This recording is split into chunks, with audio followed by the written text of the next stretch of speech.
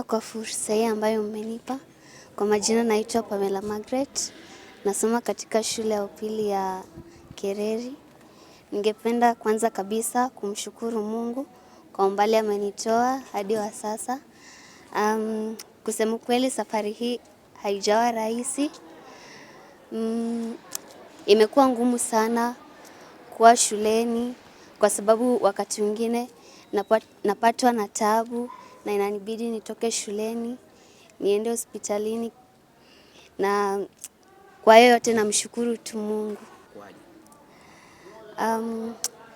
Haijawa rahisi.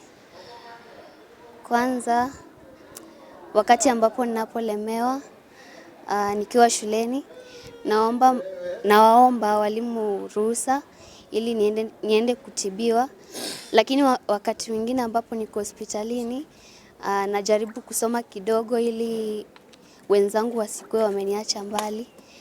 Naam. Kwanza kabisa ningependa kumshukuru mamangu na familia yangu kwa kuwa wamenipea support mingi sana. Ningependa kuwahimiza wazazi ambao watoto wao wanaugua ugonjwa wa saratani kuwa wahimize watoto wao kila wakati na wasiwaache, na pia kitu cha muhimu wamwamini Mungu kwa sababu yeye ndiye anaweza mambo yote.